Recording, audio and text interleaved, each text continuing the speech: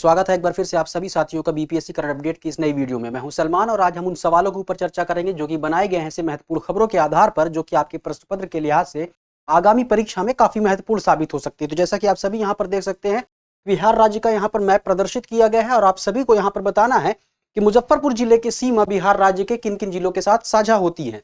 तो अगर हम मुजफ्फरपुर की बात करें तो मुजफ्फरपुर की स्थिति कुछ मानचित्र पर यहाँ पर आप सभी देख सकते हैं। और इससे सटे हुए अगर जिलों की बात करें या उन जिलों की बात करें जो इसके साथ अपनी सीमा साझा करते हैं, तो वहां पर आप सभी देख सकते हैं कि सीतामढ़ी, श्योहर, ईस्ट चंपारण यानी कि पूर्वी चंपारण, गोपालगंज, सारण, वैशाली, समस्तीपुर और दरभंगा। तो कुल मिलाकर के अगर हम यहां पर देखें तो 1 2 3 4 5 6 7 8 ऐसे जिले हैं जो कि मुजफ्फरपुर के साथ अपनी सीमा को साझा करते हैं। तो ये रही मानचित्र से संबंधित बातें। आइए अब शुरुआत करते हैं इस एपिसोड की और देखते हैं कि पहला सवाल आप सभी के लिए क्या बनाया गया है।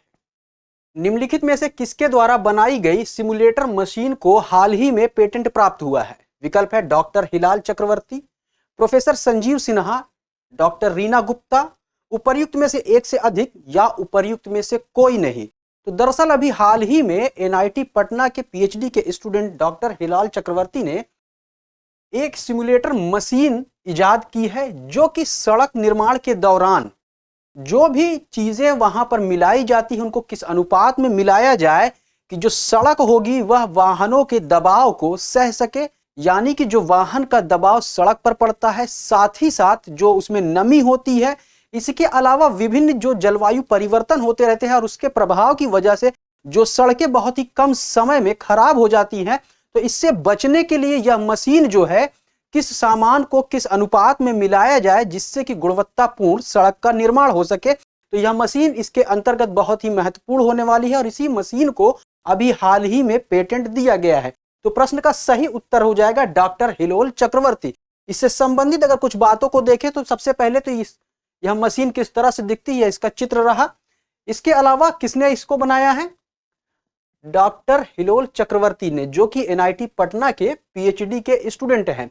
और इस मशीन की बात करें तो यह मशीन क्या करेगी, कौन सा मटेरियल मिलाया जाए जिससे सड़क पानी या अधिक गर्मी या फिर अधिक दबाव से जल्दी खराब ना हो। यानी कि सड़क निर्माण में यह मशीन काफी महत्वपूर्ण भूमिका निभाने वाली है।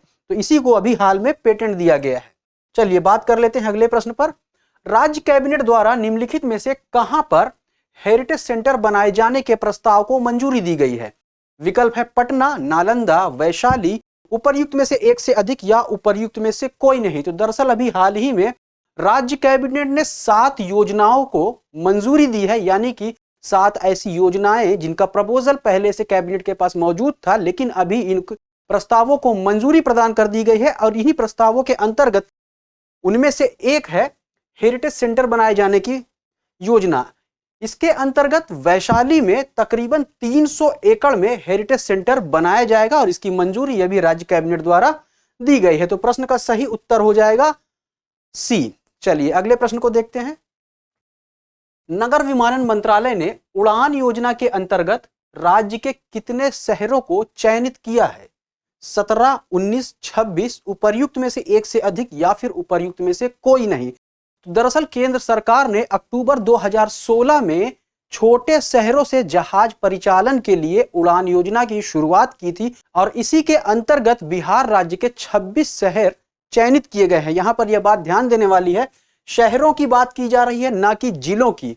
तो प्रश्न का सही उत्तर हो जाएगा 26। आइए इससे जुड़ी हुई कुछ महत्वपूर्ण बातों को देख लें। तो सबसे पहले यहां पर आपको ध्यान देना है कि अक्टूबर 2016 में उड़ान योजना की शुरुआत की गई थी और यह योजना केंद्र सरकार द्वारा शुरू की गई थी, ना कि राज्य सरकार द्वारा। इसके अंतर्गत कौन कौन से शहर हैं यहां पर पूरा आपको दिया हुआ है। आप चाहें तो इसका स्क्रीनशॉट ले सकते हैं। अगर मोटे मोटे तौर पर बात करें, इसमें आरा, बेगूसराय, बेतिया, कैमूर, भागलपुर, बिहार शरीफ आदि शहर भी शामिल है और इन शहरों को अपरिचालित तथा अल्प परिचालित की सूची में रखा गया है। चलिए चर्चा करते हैं अगले प्रश्न पर। सवाल है, डुंगेश्वरी गुफा मंदिर स्थित है? विकल्प है बोध गया, रक्सौल, बिहार शरीफ, उपर्युक्त में से एक से अधिक या उपर्युक्त में से कोई नहीं।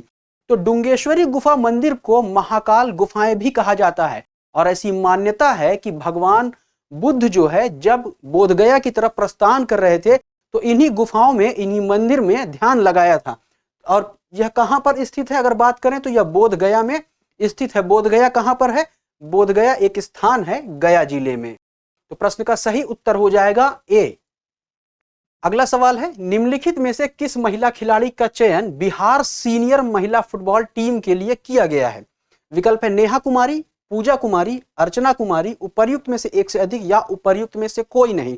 तो दरअसल अभी हाल ही में बिहार सीनियर महिला फुटबॉल टीम के लिए सिवान जिले की अर्चना कुमारी का चयन किया गया है। और यह जो प्रतियोगिता आयोजित की जाएगी यानी कि बिहार सीनियर महिला फुटबॉल टीम जो खेलेगी, इसके अंतर्गत यह प्रतियोगिता कर्नाटक की राजधानी बेंगलुरु में आयोजित की जाएगी, जिसमें विभिन्न टीमें हिस्सा लेंगी, जिसमें कि बिहार सीनियर महिला फुटबॉल टीम भी शामिल होगी। और इस टीम में अर्चना कुमारी को चुना गया है, यानी कि इनमें इनको स्थान दिया गया है। तो प्रश्न का सही उत्तर सी हो जाएगा। और ये कहां की रहने वाली है? सिवान जिले की रहने वाली है। और यह प्रतियोगिता जो आयोजित होगी, जिसके लिए इनका चयन किया गया है, यह कर्नाटक की राजधानी बेंगलुरु में की जाएगी, जो कि 29 मार्च से 4 अप्रैल 2023 तक आयोजित की जाएगी। सवाल बनाया गया है, महिला प्रीमियर लीग 2023 में कितनी टीमों ने हिस्सा लिया? 5, 9, 14, उपर्युक्त में से एक से अधिक या उपर्युक्त में से कोई नहीं। तो आप सभी को पता होगा कि T20 फॉर्मेट में महिला प्रीमियर लीग जो 2023 था, यह पहली बार आयोजित किया गया है। और इसके अंतर्गत मुंबई इंडियंस ने दिल्ली कैपिटल्स को हरा करके यह खिताब अपने नाम कर लिया है। इसके अंतर्गत 5 टीमें इसमें शामिल थी। तो आइए देखते हैं कि वह कौन कौन सी टीमें थी जो इसमें शामिल थी। तो इसके अंतर्गत Mumbai Indians, Delhi Capitals, Gujarat giants, UP warriors और रॉयल चैलेंजर्स बेंगलोर इसमें शामिल थे। और यह T20 फॉर्मेट में पूर्णतया महिला भागीदारी वाला पहला टूर्नामेंट था। और इसका खिताब किसने जीता है? मुंबई इंडियंस ने। किसको हराकर? दिल्ली कैपिटल्स को। तो हम यह कह सकते हैं कि जो दिल्ली कैपिटल्स है वह इस प्रतियोगिता में उपविजेता टीम रही है। और इसका आयोजन कब से कब किया गया है? 4 से 26 मार्च 2023। यह तिथि भी महत्वपूर्ण हो जाती है क्योंकि यह जो प्रतियोगिता है यह पहली बार आयोजित की गई है। चलिए अगले सवाल को देखते हैं। सशस्त्र बल विशेष शक्तियां अधिनियम, जिसे अंग्रेजी में armed forces special power act या शॉर्ट में संक्षिप्त में अफ्स्पा कहते हैं, कब पारित किया गया है? विकल्प है वर्ष 1948, 1956, 1958, उपर्युक्त में से एक से अधिक, उपर्युक्त में से कोई नहीं। तो अगर हम इस कानून की बात करें तो यह कानून जो है खासकर उत्तर पूर्वी राज्यों के लिए लाया गया था। शुरुआती तौर में वर्ष 1958 में इसे पारित किया गया था। यानी कि अगर हम बात करें तो पूर्वोत्तर राज्यों में सबसे पहले यह असम और मणिपुर में लागू किया गया था, लेकिन वर्ष 1972 में इसमें संशोधन करके इसमें पूर्वोत्तर के और अन्य राज्य भी शामिल कर दिए गए थे, जिसमें मेघालय, नागालैंड, त्रिपुरा आदि भी शामिल थे। तो अभी आप सभी को पता होगा कि अभी हाल ही में केंद्र सरकार ने असम, नागालैंड और मणिपुर में जो अशांत क्षेत्र हैं उन क्षेत्रों में कमी करने का निर्णय लिया है, जिसकी वजह से यह जो अधिनियम है एक बार सुर्खियों में बना हुआ है।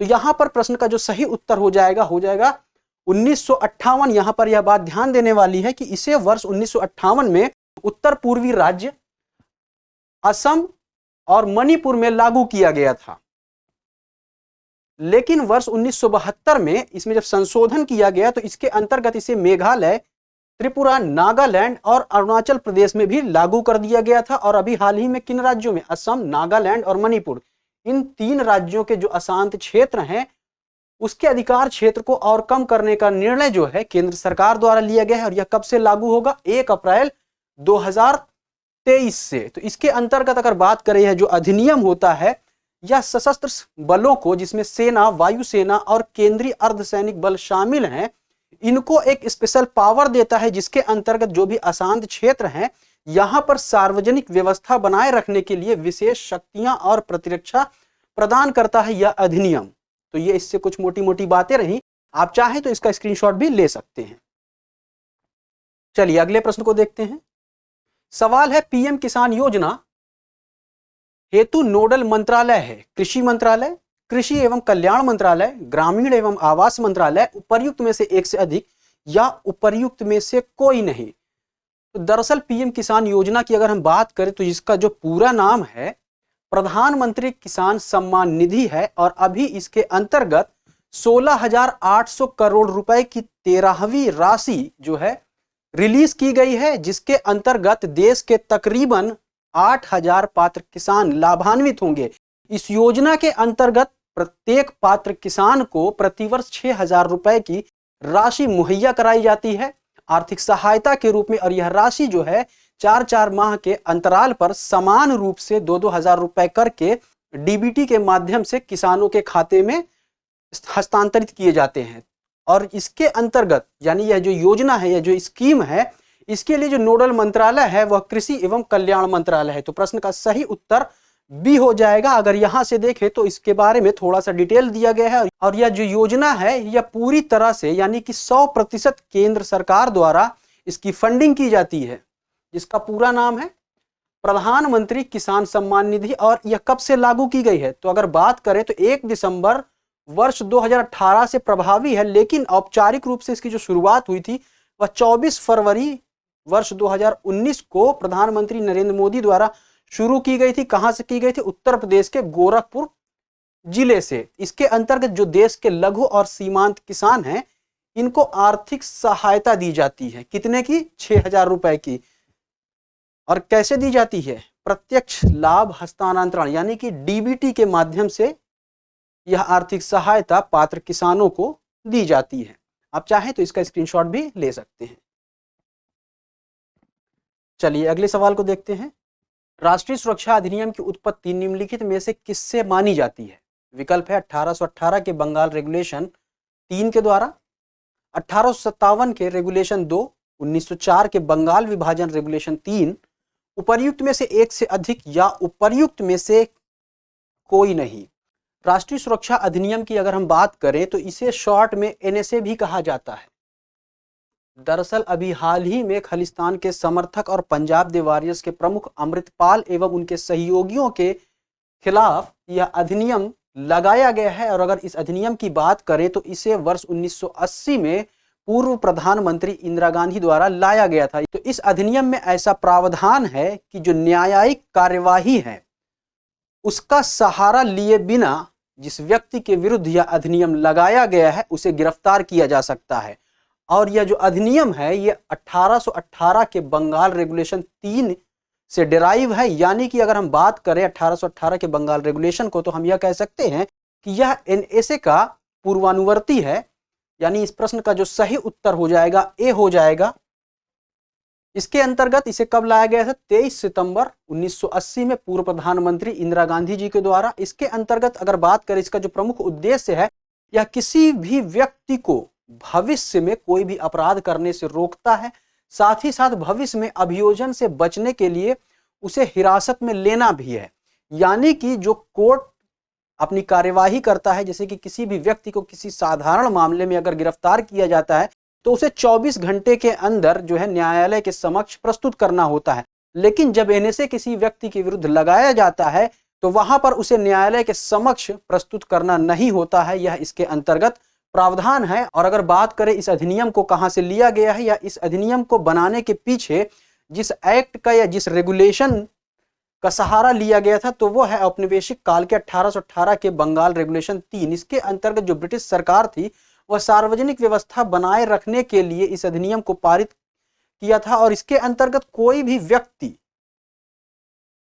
यदि कोई अपराध करता है ब्रिटिश सरकार के नजर में तो उस व्यक्ति को न्यायिक कार्यवाही का सहारा लिए बिना ही उसे गिरफ्तार का अधिकार इस रेगुलेशन के अंतर्गत दिया गया था। यानी कि ब्रिटिश सरकार के पास ऐसा अधिकार था कि किसी भी व्यक्ति को यदि वह चाहे तो सार्वजनिक व्यवस्था बनाए रखने का बहाना लेकर के या सार्वजनिक व्यवस्था को बनाए रखने के लिए उस व्यक्ति को न्यायिक कार्यवाही के बिना हिरासत में ले सकते थे। तो यहाँ पर जो एनएसए है अभी हाल ही में काफी चर्चा में है, क्योंकि आप सभी को पता होगा कि जो खालिस्तान समर्थक है और पंजाब द वॉरियर्स के प्रमुख हैं अमृतपाल, इनके और इनके सहयोगियों के खिलाफ एनएसए लगा दिया गया है। तो यह रहा आज के एपिसोड का अंतिम सवाल और इस प्रश्न के साथ आज के एपिसोड को हम यहीं पर विराम देंगे। हमें उम्मीद है कि इन प्रश्नों के माध्यम से जो सूचनाएं और तथ्य आप सभी तक पहुंचाए गए वो आप सभी के लिए प्रश्न पत्र के लिहाज से काफी महत्वपूर्ण होंगे। तो मिलते हैं अगले एपिसोड में, तब तक के लिए शुक्रिया।